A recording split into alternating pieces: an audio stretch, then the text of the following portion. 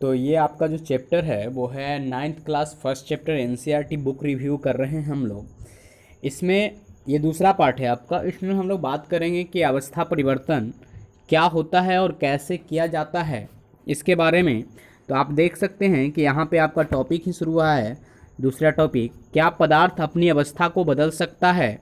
अगर जवाब हाँ है तब हम आगे बढ़ते हैं, और हाँ जवाब के लिए आपको थोड़ा सा पीछे चलना पड़ेगा कि हम देखते हैं कि जो बर्फ़ होता है वो पानी में बदल जाता है, मतलब द्रव में, और जो पानी होता है वो बाष्प में बदलता है। इसका मतलब हम अपने दैनिक जीवन में ये तो देखते हैं कि अवस्था परिवर्तन हो रहा है, परंतु यह अवस्था परिवर्तन कैसे होता है, चलिए हम इसकी अध्ययन करते हैं। अपने प्रेक्षण से हम जानते हैं कि जल पदार्थ के तीनों अवस्थाओं में रह सकता है। ठोस जैसे बर्फ, द्रव जैसे जल एवं गैस जैसे जलवाष्प। अवस्था बदलने के दौरान पदार्थ के अंदर क्या क्या होता है, जरा सोचिए। अवस्था के परिवर्तन से पदार्थ के कणों पर क्या प्रभाव पड़ता होगा। चूंकि पदार्थ कणों से मिलकर बना होता है, तो जरा सोचिए कि क्या कण के बीच क्या परिवर्तन आता होगा, कणों की स्थिति में क्या बदलाव आती होगी। क्या हमें इन प्रश्नों का उत्तर नहीं खोजना चाहिए? बिल्कुल खोजना चाहिए। तो चलिए हम लोग खोजते हैं। कहते हैं सबसे पहले तापमान का प्रभाव किस प्रकार से कणों के ऊपर पड़ता है। तो एक बीकर अगर आपके पास नहीं है तो एक सिंपल ग्लास में, कटोरे में 100 ग्राम 150 ग्राम बर्फ का टुकड़ा ले लें एवं चित्र में दिया गया है प्रयोगशाला में प्रयुक्त थर्मामीटर आपके घर में भी मिल जाएगा। थर्मामीटर को इस प्रकार लटका दें कि थर्मामीटर का बल्ब बर्फ को छू रहा हो। हाँ, प्रयोगशाला जो थर्मामीटर होता है वो 100 डिग्री 150 डिग्री सेल्सियस तक नापता है, जबकि जो आपका नॉर्मल होता है वो 32 से मैक्सिमम 34 या 36 डिग्री सेल्सियस तक ही नाप पाता है, 40 डिग्री सेल्सियस से ज़्यादा नहीं नापता है। तो आपको यहाँ पे जो थर्मामीटर, जिस थर्मामीटर की बात की गई है वो प्रयोगशाला में प्रयुक्त होने वाला थर्मामीटर, मतलब जो 0 डिग्री सेल्सियस से 100 डिग्री सेंटीग्रेड तक नापता हो, 100 डिग्री सेल्सियस तक नापता हो, वो थर्मामीटर आपको लेना है। धीमी आंच पर बीकर को गर्म करना शुरू करें, मतलब गिलास को गर्म करें। जब बर्फ पिघलने लगे तो तापमान को नोट कर लें। थर्मामीटर चूंकि आप लगाए हुए हैं, जब संपूर्ण बर्फ जल में परिवर्तन हो जाए तो पुनः तापमान नोट करें। यहाँ पे क्या कर रहा है कि आप बीकर को नीचे से गर्म कर रहे हैं। इसमें जल है, क्या है, H2O है। तो आप थर्मामीटर इसमें लटका दें। अब आप देखिएगा कि जब बर्फ जब तक पिघल रहा है तब तक इस थर्मामीटर का जो तापमान होगा वो निश्चित रहेगा। ठीक है, आप परीक्षण करिएगा अपने घर पे भी, या अपने उंगली से भी नाप सकते हैं, कोई दिक्कत नहीं है। हाँ, परंतु खौलता हुआ रहेगा तो आपको दिक्कत हो जाएगा ना। ठीक, हाँ, पानी जब बर्फ से पानी में बदल रहा होता है तो उस वक्त आप आसानी से उंगली से देख सकते हैं कि गर्म हो रहा है या उतना ही तापमान पे बना हुआ है, ये आप देख सकते हैं। तो ठोस से द्रव में होने वाले परिवर्तन में प्रेक्षणों को नोट करें। अब बीकर में एक कांच की छड़ डालें और हिलाते हुए गर्म करें जब तक जल उबलने न लगे। थर्मामीटर की माप पर बराबर नजर रखे रहें जब तक कि अधिकतर जलवाष्प न बन जाए। जल के द्रव अवस्था से गैसीय अवस्था में परिवर्तन का भी प्रेक्षण नोट कर सकते हैं। अब यहाँ पे आपको क्या मिलेगा इस प्रेक्षण पे, जरा सोचिए। तो ठोस के तापमान को बढ़ाने पर उसके कणों की गतिज ऊर्जा बढ़ जाती है। तापमान बढ़ाने पे क्या बढ़ जाती है? गतिज ऊर्जा, जिसे हम काइनेटिक एनर्जी भी कह सकते हैं। तो कणों की पार्टिकल्स काइनेटिक एनर्जी वृद्धि कर जाती है, और गतिज ऊर्जा में वृद्धि होने के कारण कण अधिक तेजी से कंपन करने लगते हैं। क्या करने लगते हैं? कंपन करने लगते हैं, और उष्मा के द्वारा प्रदत्त की गई ऊर्जा कणों के बीच आकर्षण बल को पार कर लेती है, और इस कारण कण अपने नियत स्थान को छोड़कर अधिक स्वतंत्र गति करने लगते हैं। और एक अवस्था ऐसी आती है जब ठोस पिघलकर द्रव में परिवर्तित हो जाती है। ठीक है, आगे अब यहाँ पे थोड़ा तापमान से संबंधित दिया गया है, इसको आप ध्यान रखिएगा क्योंकि ये आपसे पूछा जाता है कभी कभी। तो क्या है कि तापमान का अंतर्राष्ट्रीय जो मात्रक होता है वो केल्विन होता है, और जहां याद रखिएगा 0 डिग्री सेल्सियस बराबर होता है 273 केल्विन। तो जब भी आपको सेल्सियस से केल्विन में बदलना हो तो 273 जोड़ दीजिएगा, आपको केल्विन में बदल जाएगा, और जब केल्विन से सेल्सियस में तो 273 घटा दीजिएगा, वो सेल्सियस में बदल जाएगा। चलिए, आपको क्या क्या कहा गया था कि आप जैसा व्यवस्था दिया गया है उस हिसाब से आप यहाँ पे प्रयोगशाला में देख सकते हैं। ये बीकर है, इसमें बर्फ है, और नीचे से हम त्रिपाद स्टैंड रखे हुए हैं और इस पे गर्म कर रहे हैं, और यहाँ थर्मामीटर लटकाए हुए हैं जिससे तापमान की रीडिंग कर रहे हैं। ये कांच से हम घुमा रहे हैं ताकि एक ही जगह का बर्फ ना पिघले बल्कि चारों तरफ का पिघले। उसके बाद क्या करते हैं, दूसरा कंडीशन में जल लेते हैं और वाष्प में बदलते हैं। बस और कोई चीज़ नहीं बदलना है, बाकी सारे व्यवस्थाएं वैसे ही रखना है।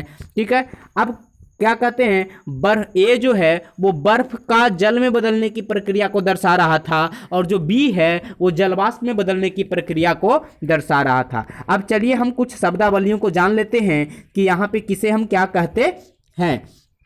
तो तापमान पर, एक निश्चित तापमान पर ठोस पिघलकर द्रव बन जाता है, और वह तापमान क्या कहलाता है, गलनांक कहलाता है। किसी ठोस का गलनांक उसके कणों के बीच के आकर्षण बल के सामर्थ्य को दर्शाता है। इस लाइन को याद रखिएगा, जो गलनांक होता है आकर्षण बल का सामर्थ्य को दर्शाता है। मतलब क्या है कि आकर्षण बल जितना अधिक होगा उसका गलनांक उतना अधिक होगा, या जिस तत्व का, जिस पदार्थ का गलनांक जितना अधिक है उसके कणों के बीच का आकर्षण बल उतना ज़्यादा है। जो कि बर्फ का गलनांक जो होता है वो 273.16 केल्विन है, और गलने की प्रक्रिया यानी ठोस से द्रव अवस्था में परिवर्तन को संगलन कहते हैं। इस प्रक्रिया को क्या कहते हैं, संगलन कहते हैं। तो संगलन प्रक्रिया किस ताप पे होता है, तो संगलन प्रक्रिया गलनांक ताप पे होता है। किसी ठोस के गलने की प्रक्रिया में तापमान समान रहता है, और ऐसे में ऊष्मीय ऊर्जा कहाँ जाती है, जरा सोचिए। चूंकि तो उसे हम गुप्त ऊष्मा के नाम पे जानते हैं। गलने की प्रक्रिया के दौरान आपने ध्यान दिया होगा कि गलनांक पर पहुंचने के बाद जब तक संपूर्ण बर्फ पिघल नहीं जाता तापमान नहीं बदलता है। तो बीकर को ऊष्मा प्रदान के बावजूद भी ऐसा ही होता रहता है। तो कणों के पारस्परिक आकर्षण बल को वशीभूत करने के पदार्थ की अवस्था को बदलने में इस ऊष्मा का उपयोग होता है। चूंकि तापमान में बिना किसी तरह की वृद्धि दर्शाए इस ऊष्मीय ऊर्जा को बर्फ अवशोषित कर लेती है, और यह माना जाता है कि बीकर में ली गई सामग्री में छुपी रहती है, जिसे हम क्या कहते हैं, गुप्त ऊष्मा कहते हैं, या अवस्था परिवर्तन में खर्च की गई ऊष्मा गुप्त ऊष्मा है। यहाँ गुप्त का अभिप्राय छुपी हुई है। वायुमंडलीय दाब पर 1 केजी ठोस को उसके गलनांक पर द्रव में बदलने में जितनी ऊष्मीय ऊर्जा की आवश्यकता होती है उसे संगलन की प्रसुप्त ऊष्मा कहते हैं। याद रखें, गुप्त ऊष्मा ही प्रसुप्त ऊष्मा है। क्या कहते हैं, 1 केजी ठोस की मात्रा निश्चित हो। देखिए, जो पूरा ऊष्मा है, पूरा का पूरा ऊष्मा गुप्त ऊष्मा कहलाएगा, परंतु जब उसकी मात्रा 1 केजी ठोस को द्रव में बदलने वाली हो तो वह ऊष्मीय ऊर्जा क्या कहलाएगी, प्रसुप्त ऊष्मा। प्रसुप्त ऊष्मा और गुप्त ऊष्मा में अंतर क्या है, गुप्त ऊष्मा मतलब पूरे चाहे जितनी मात्रा हो उसको बदलने में खर्च की गई ऊष्मा, ठीक है, परंतु प्रसुप्त ऊष्मा 1 केजी को बदलने में खर्च की गई ऊष्मा प्रसुप्त ऊष्मा। क्लियर।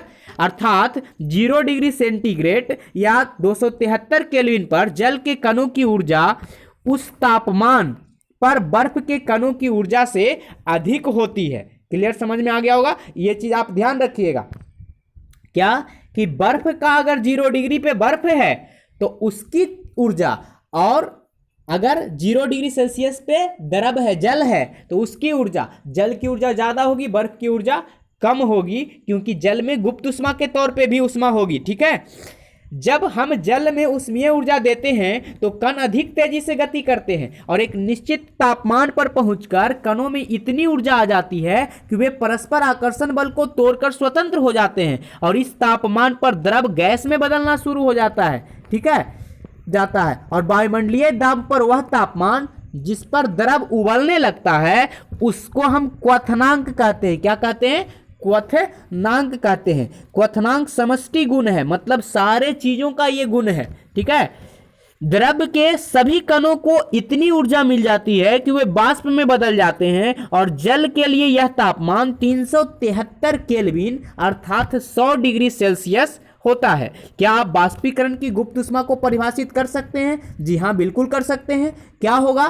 तो वह ऊष्मा जो द्रव से गैस में बदल रहा हो उसे हम वाष्पीकरण की गुप्त ऊष्मा कहते हैं। तो ठीक है, वाष्पीकरण की प्रसुप्त ऊष्मा किसे कहेंगे? तो वह ऊष्मा जो 1 केजी द्रव को क्या 1 केजी द्रव को गैस में बदलने में खर्च हुई हो उसे हम वाष्पन की प्रसुप्त ऊष्मा कहेंगे। बिल्कुल सही। जैसे हमने संगलन की प्रसुप्त ऊष्मा को परिभाषित किया था वैसे ही 373 केल्विन तापमान पर भाप अर्थात वाष्प को भी परिभाषित कर सकते हैं। आगे यहाँ पे हमने अभी अभी देखा कि वाष्प के कणों में उसी तापमान पर पानी के कणों की अपेक्षा अधिक ऊर्जा होती है, इसीलिए क्योंकि भाप के कणों ने वाष्पीकरण की गुप्त ऊष्मा के रूप में अतिरिक्त ऊष्मा अवशोषित कर रखा है ना। और जैसे यहाँ पे है कि ऊष्मा अगर ठोस अवस्था को दीजिएगा तो द्रव में, द्रव अवस्था को दीजिएगा तो गैस में, वैसे ही शीतलन मतलब इससे अगर निकालिएगा ऊष्मा तो गैस द्रव में और द्रव ठोस में बदल जाएगा। क्लियर? आगे हम लोग बात करते हैं।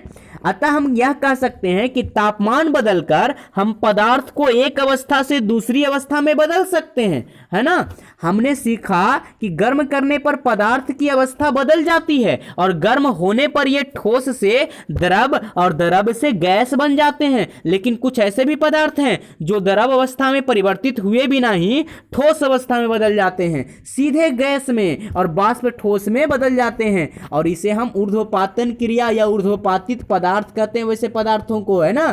थोड़ा सा कपूर लें, कपूर जो जलाते हैं, अमोनिया क्लोराइड लें या दोनों में से कोई, और इसे चूर्ण करके चीनी की प्याली मतलब ये मत सोचिएगा कि चीनी मतलब चीनी से प्याली बनाना है, चाइना डिश, चीनी मिट्टी की प्याली लेना है। ठीक है, एक कीप को उल्टा करके इस प्याली के ऊपर रख दें और इस कीप के एक सिरे पर रुई का एक टुकड़ा रख दें।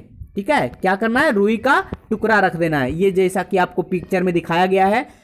यहाँ पे क्या है? ये चीनी मिट्टी की प्याली है, इसके अंदर अमोनिया क्लोराइड है। ठीक है, और यहाँ पे क्या है? रुई को जला रहे हैं। क्या जला रहे हैं? रुई का टुकड़ा उल्टा करके रखा हुआ कीप है और ठोस बना अमोनिया है। रुई मतलब पैक कर दिए हैं रुई से। ठीक है, ताकि हमें अब आगे बढ़ते हैं।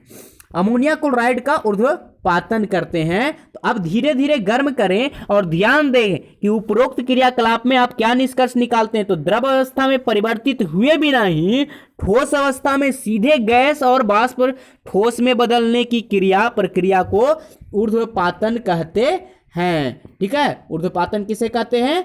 तो सीधे गैस में बदलने की प्रक्रिया, ठोस अवस्था से सीधे गैस में बदल जाए तो उसे हम क्या कहेंगे? ऊर्ध्वपातन कहेंगे। दाब परिवर्तन, ये तो हम लोग कैसे परिवर्तित किए? ठोस से द्रव में, द्रव से गैस में, गैस से ठोस में, द्रव से ठोस में। तो ये सब के लिए हम ताप का इस्तेमाल कर रहे थे। अब दाब का परिवर्तन करके भी हम ये क्रिया कर सकते हैं। तो क्या है? हम जानते हैं कि घटक कणों के बीच की दूरी अंतर होने के कारण पदार्थों की विभिन्न अवस्थाओं में अंतर होता है। तो किसी सिलेंडर में भरी गैस का दाब लगाने एवं संपीड़न करने पर क्या होता होगा? क्या इसके कणों के बीच की दूरी कम हो जाएगी? क्या आपको लगता है कि दाब बढ़ाने या घटाने पर भी पदार्थ की अवस्था में परिवर्तन हो सकता है? तो हाँ, बिल्कुल हो सकता है। ठीक है, जैसा कि यहाँ पे दिया गया है, आप देखिए ये क्या किया गया है। एक पिस्टन सिलेंडर, सिरिंज से भी आप यूज कर सकते हैं। ठीक है, ये एक पिस्टन और सिलेंडर है। तो दाब को बढ़ाने पर अगर आप गैस में और ये पिस्टन को दबाइएगा तो ये गैस ही रहेगा, परंतु धीरे धीरे ये द्रव में बदल जाएगा, और बहुत ज़्यादा दबा दीजिएगा तो ये ठोस में बदल जाएगा, जैसा कि शुष्क कार्बन डाइऑक्साइड प्राप्त किया जाता है। तो दाब के बढ़ने और ताप के घटने से गैस द्रव में बदल सकती है। याद रखिए, दाब के बढ़ने और तापमान के घटने से क्या बदलती है? गैस द्रव में बदलती है। क्या आपने ठोस कार्बन डाइऑक्साइड के बारे में सुना है? नहीं सुने हैं तो फिर सुन लीजिए। इसे शुष्क बर्फ भी कहते हैं, ठोस बर्फ कहते हैं, ठीक है। इसे उच्च दाब पर संग्रहित किया जाता है, मतलब बहुत ही प्रेशराइज कंडीशन में इसे।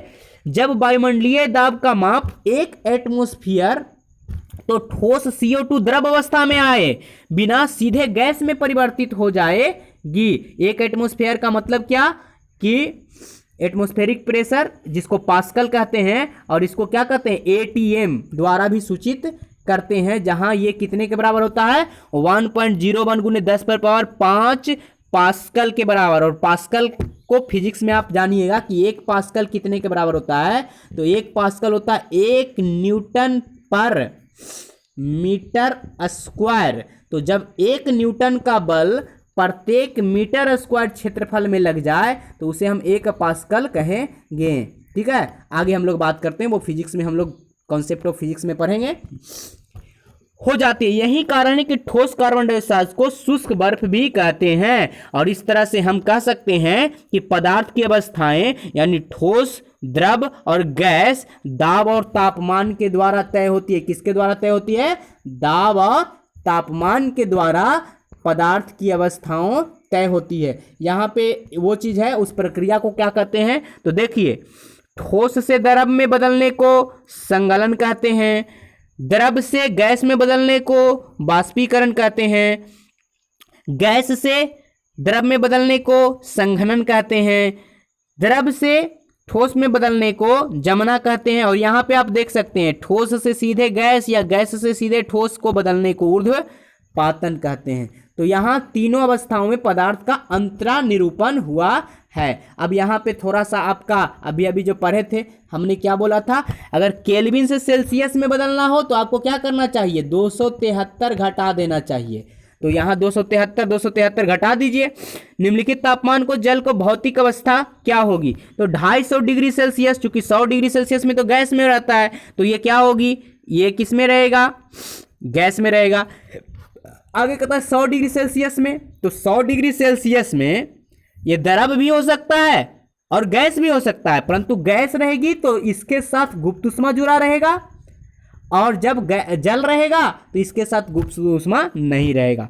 किसी भी पदार्थ की अवस्था परिवर्तन के दौरान ताप स्थिर क्यों रहता है? क्योंकि जो ऊष्मा दी जाती है वो कणों की गतिज ऊर्जा में खर्च हो जाती है, कणों की गति को बढ़ाने में खर्च हो जाती है, इसलिए वो तापमान स्थिर रहता है। वायुमंडल गैसों को द्रव में परिवर्तित करने के लिए कोई विधि सुझाइए। अच्छा, तो प्रेशर अगर बढ़ा दें या तापमान घटा दें तो ऐसा हो सकता है। चलिए अब बाष्पीकरण को समझते हैं। पदार्थ की अवस्था बदलने के लिए क्या सदैव ऊष्मा देना या दाब बदलना आवश्यक है? क्या अपने दैनिक जीवन में आप ऐसा कोई उदाहरण दे सकते हैं जिसमें बिना क्वथनांक पर पहुंचे हुए क्या कोई द्रव वाष्प अवस्था में बदल जाता है? जल को खुला छोड़ देने पर वह धीरे धीरे वाष्प में परिणत हो जाता है। तो गीले कपड़े सूख जाते हैं। इन दोनों उदाहरणों में जल का क्या हुआ? हम जानते हैं कि पदार्थ के कण हमेशा गतिशील होते हैं और कभी रुकते नहीं हैं। एक निश्चित तापमान पर गैस, द्रव, ठोस के कणों में विभिन्न मात्रा में गतिज ऊर्जा होती है। द्रवों में सतह पर स्थित कणों के कुछ अंशों में इतनी गतिज ऊर्जा होती है कि वे दूसरे कणों को आकर्षण बल से मुक्त हो जाते हैं, और क्वथनांक से कम तापमान पर ही द्रव के वाष्प में परिवर्तित होने की इस क्रिया को ही हम क्या कहते हैं? वाष्पीकरण कहते हैं। आगे वाष्पीकरण को प्रभावित करने वाले कौन कौन से कारक हैं, तो चलिए हम आगे देखते हैं। एक क्रियाकलाप के माध्यम से इसे आप समझ सकते हैं, ठीक है। एक परखनली लें। देखिए, अगर आपके पास ये सारी चीज घर में नहीं है और घर में प्रयोग करना चाहते हैं तो आप परखनली बोले या कोई पात्र बोले तो आप गिलास और कटोरे का इस्तेमाल कीजिए, कोई दिक्कत नहीं है। तो एक परखनली लें जिसमें 5 मिलीलीटर जल लें। अब आपको कहिएगा कि 5 मिलीलीटर, ये कोई जरूरी नहीं, आप 50 मिलीलीटर ले लीजिए। आप सिंपल गिलास की एक मात्रा फिक्स कर लीजिए, ठीक है। इसे खिड़की के पास या पंखे में नीचे रख दें, खुली रखें। चीनी मिट्टी की प्याली लें और जल के खिड़की के पास रखें। या सिंपल इस प्रयोग को आप कैसे कीजिए? एक गिलास लीजिए, इसमें पानी रख लीजिए, एक लोटा लीजिए, इसमें पानी रख लीजिए, उतना ही पानी, मात्रा सेम होनी चाहिए। एक थाली लीजिए और उसमें पानी रख लीजिए। अब सबके को देखिए, गर्म करके भी देख सकते हैं कि किसमें जल्दी सूखा, या तो आप ऐसा कर सकते हैं कि पंखा चला सकते हैं, उसमें आप देख सकते हैं। तो अपनी कक्षा के किसी अलमारी पे रख दें, ये घर पे ही आप करें। कमरे का तापमान नोट कर लें। कमरे का तापमान तो अब तो घड़ी में, मोबाइल में, सब में आपको मिल जाता है। इस सभी परिस्थितियों में बाष्पीकरण में लगे समय या दिन को भी नोट कर सकते हैं, और बारिश के दिन भी इस क्रियाकलाप को करने के परीक्षण करें।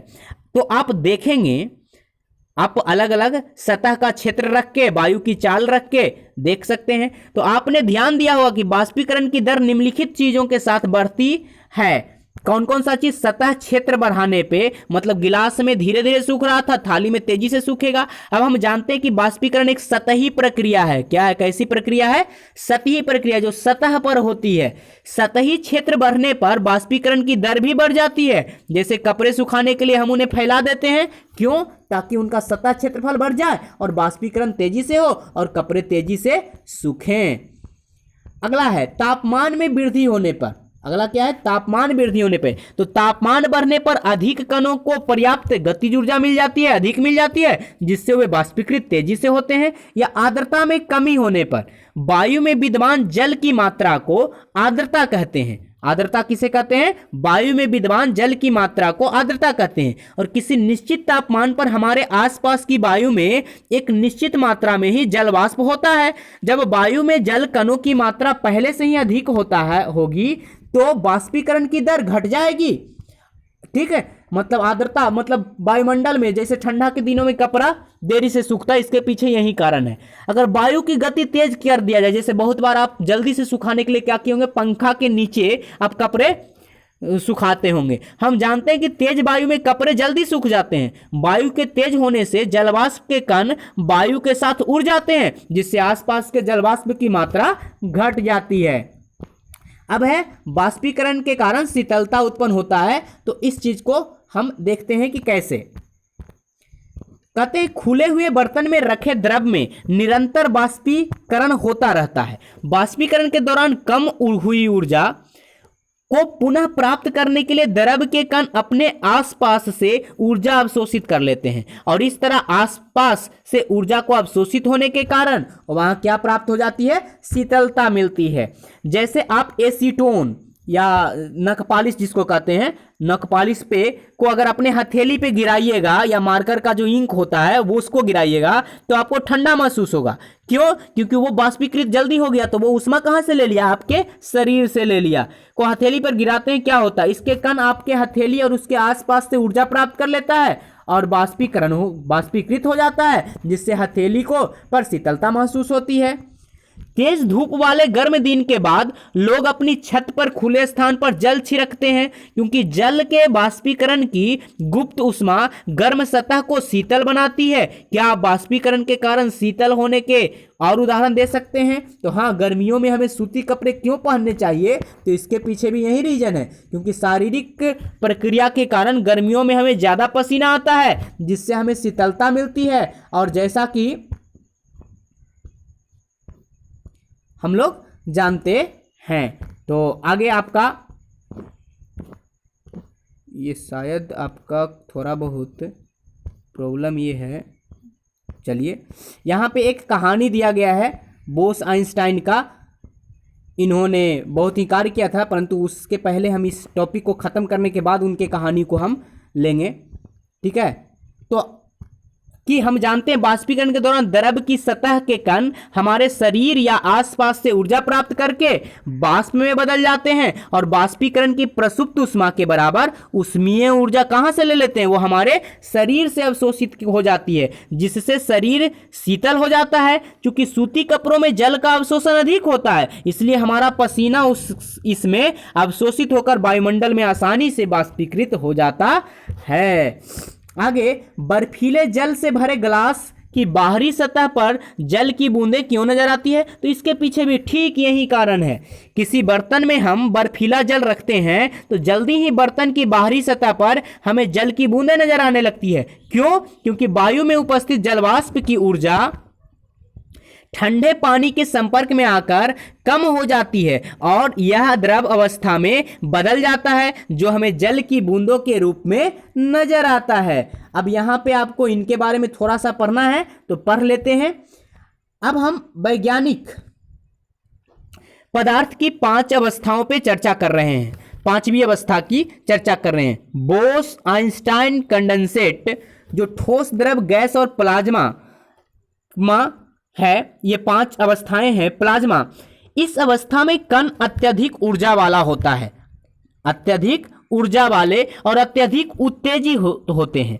ये कण आयनीकृत गैस, क्या होते हैं? आयनीकृत गैस के रूप में होते हैं। इन्हें जो प्राप्त करने के लिए फ्लोरोसेंट ट्यूब और नियॉन बल्ब से में प्लाज्मा होता है। नियॉन बल्ब के अंदर नियॉन गैस और फ्लोरोसेंट ट्यूब के अंदर हीलियम, फ्लोरोसेंट ट्यूब के अंदर हीलियम यदि कोई अन्य गैस होती है। विद्युत ऊर्जा प्रवाहित होने पर यह गैस आयनीकृत यानी आवेशित हो जाती है। आवेशित होने पर ट्यूब या बल्ब के अंदर चमकीला प्लाज्मा तैयार होता है और गैस के स्वभाव के अनुसार इस प्लाज्मा में एक विशेष रंग की चमक होती है और प्लाज्मा के कारण ही सूर्य और तारे में भी चमक होती है। उच्च तापमान के कारण ही तारों में प्लाज्मा बनता है, तारों में प्लाज्मा बनता है। अगला 5वीं अवस्था की बात कर लेते हैं। सन 1920 ईस्वी में भारतीय वैज्ञानिक सत्येंद्र नाथ बोस, कौन? सत्येंद्र नाथ बोस ने पदार्थ की 5वीं अवस्था के लिए कुछ गणनाएं की थी। उन गणनाओं के आधार पर अल्बर्ट आइंस्टाइन ने पदार्थ की एक नई अवस्था की भविष्यवाणी की, जिसे बोस आइंस्टाइन कंडेंसेट BEC के नाम से जानते हैं। सन 2001 में अमेरिका के एरिक ए कॉर्नेल, किन्होंने? एरिक ए कॉर्नेल, उल्फगैंग केटरल और कॉल ई वेमेन को बोस आइंस्टाइन कंडेंसेट की अवस्था प्राप्त करने के लिए भौतिक में नोबेल पुरस्कार से सम्मानित किया गया। सामान्य वायु के घनत्व के 1,00,000वें भाग जितने कम घनत्व वाली गैस को बहुत ही कम तापमान पर ठंडा करने से BEC तैयार होता है। आप इसको chemistryforkid.com पे जाकर लॉगिन करके इसके बारे में 4थी और 5वीं अवस्था के बारे में अधिक जानकारी प्राप्त कर सकते हैं। इस वेबसाइट को गूगल में जाकर लिखें chemistryforkids.com, आपको इसके बारे में और जानकारियां अगर चाहते हैं तो मिलेगी। आगे हम लोग यहाँ पे है कि आपने क्या सीखा पहले पार्ट और दूसरे पार्ट में। चलिए हम लोग इसको पढ़ते निकलते हैं थोड़ा सा। कहते हैं द्रव सूक्ष्म कणों से मिलकर बना हुआ है। हमारे आसपास के द्रव 3 अवस्थाएं, ठोस, द्रव, गैस में उपस्थित होती है। ठोस कणों में आकर्षण बल सबसे अधिक, गैस में सबसे कम और द्रव में इन दोनों के मध्यवर्ती होता है। ठोस के कणों में ठोसों में निहित करने वाली कणों के बीच या रिक्त स्थान गतिज ऊर्जा न्यूनतम होती है एवं गैसों में अधिकतम होती है और द्रवों में मध्यवर्ती होती है। ठोसों में के लिए उनके कणों की व्यवस्था अत्यधिक क्रमित होती है। द्रवों में कणों में परतें एक दूसरे से फिसल एवं स्खलित हो सकती है, जबकि गैसों में कोई क्रम नहीं होता है। इसके कण अनियमित रूप से विचलित करते हैं। पदार्थ की अवस्थाएं अंतः परिवर्तित होती है, मतलब एक दूसरे में परिवर्तित हो सकती है। पदार्थ की अवस्थाओं में परिवर्तन ताप और दाब में परिवर्तन से किया जाता है। ऊर्ध्वपातन प्रक्रम में ठोस पदार्थ द्रव में परिवर्तित हुए बिना ही सीधे गैसीय अवस्था में आ जाता है और गैसीय अवस्था में सीधे ठोस अवस्था में आ जाता है। क्वथनांक की समष्टि परिघटना इससे स्पष्टीकरण को द्रव अवस्था में वाष्प में परिवर्तित करती है। वाष्पीकरण एक सतह की परिघटना है, हम लोगों ने अभी अभी देखा। सतह के कण पर्याप्त ऊर्जा ग्रहण कर उनके बीच के परस्पर आकर्षण बलों को पार कर लेते हैं और द्रव में वाष्प में अवस्था में परिवर्तित कर देते हैं। वहीं अगर देखें वाष्पीकरण में गति निम्नलिखित कारकों पर निर्भर करती है: सतही क्षेत्रफल, वायुमंडल के प्रति त्याग, तापमान, आर्द्रता एवं वायु की गति। वाष्पीकरण क्या उत्पन्न करती है? ठंडक उत्पन्न करती है। वाष्पीकरण की गुप्त ऊष्मा ताप की वह मात्रा है जो 1 kg द्रव को वायुमंडलीय दाब पर द्रव के क्वथनांक पर गैसीय अवस्था में परिवर्तन करता है। संगलन की गुप्त ऊष्मा ऊर्जा की वह मात्रा है जो 1 kg ठोस को वायुमंडलीय दाब पर ठोस को उसके संगलन बिंदु पर लेकर जाता है। अब यहाँ पे आपको थोड़ा सा मात्रक दिया गया है, इसे आप ध्यान रखिए क्योंकि ये सारे राशियाँ आई है भौतिक राशियाँ। तापमान का मात्रक केल्विन होता है, के से सूचित करते हैं, लंबाई का मात्रक मीटर होता है, एम से सूचित करते हैं, संहति मतलब द्रव्यमान का मात्रक किलोग्राम होता है जिसे हम केजी से सूचित करते हैं, भार जिसका मात्रक न्यूटन होता है, एन से सूचित करते हैं, आयतन जिसका मात्रक घन मीटर होता है, एम क्यू से सूचित करते हैं, घनत्व किलोग्राम प्रति घन metre, KG metre cube, KG per metre cube या दाब पास्कल होता है। तो ये सारे राशियां थी। अब यहाँ पे आपको कुछ प्रश्न दिए गए हैं, प्रश्नों को आप सोल्व कर सकते हैं।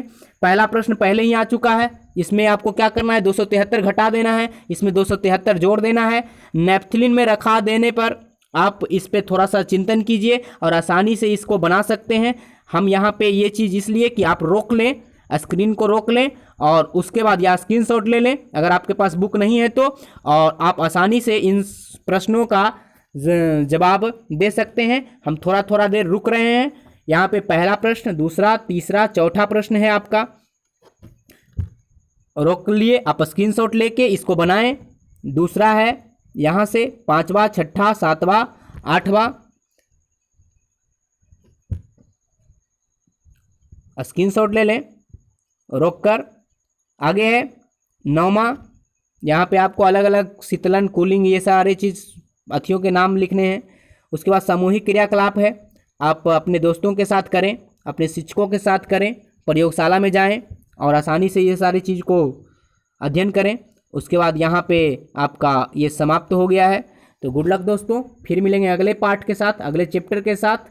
मज़ा आया होगा। आप हमारे साथ फेसबुक लाइव पे, यूट्यूब के लाइव सेशन पे और गूगल मीटिंग पे मिल सकते हैं। Good luck.